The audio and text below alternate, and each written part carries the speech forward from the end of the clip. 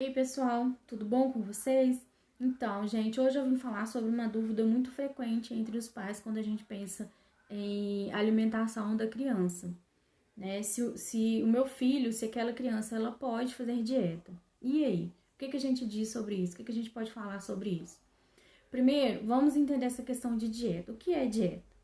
Né? Na verdade, todos nós estamos em dieta constante, porque o próprio ato de se alimentar já é a própria dieta.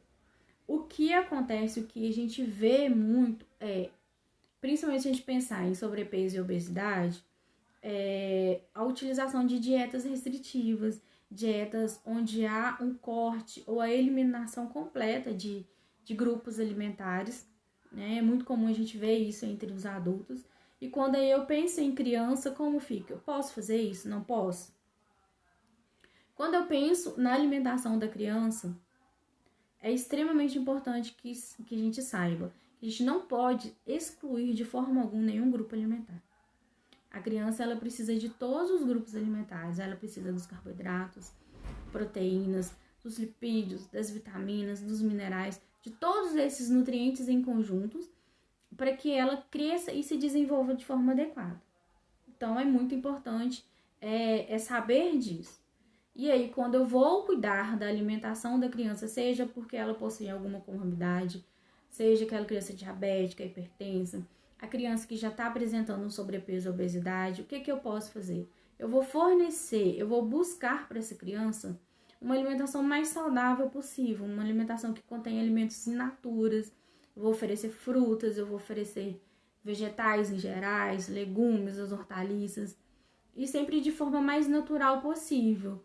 E evitando dessa forma os alimentos ultraprocessados, os alimentos processados, porque esses alimentos, eles possuem em grande quantidade gordura, açúcar, corante. É muito comum, principalmente em alimentos que são voltados para o público infantil, uma quantidade exagerada de corante, aditivos químicos. E aí, se eu forneço esses alimentos para essa criança, eu estou prejudicando a saúde dessas crianças, né? Então, muitas vezes, o sobrepeso ele vem do uso exagerado e prolongado desses alimentos. Então, é isso que a gente tem que pensar. Quando eu penso em dieta para criança, eu penso na oferta de alimentos mais saudáveis possíveis. Só que, se a gente pensa nisso, eu não posso fazer com que aquela criança coma um alimento que eu estou falando que é saudável se eu não como. Então, esse é um processo que ele tem que partir da família toda, né? Os pais, se tem irmão, se mora com vô e vó, todo mundo tem que participar desse processo, dessa mudança de hábito alimentar, buscando sempre uma alimentação mais saudável possível, que é benefício para a saúde, tanto do adulto quanto da criança.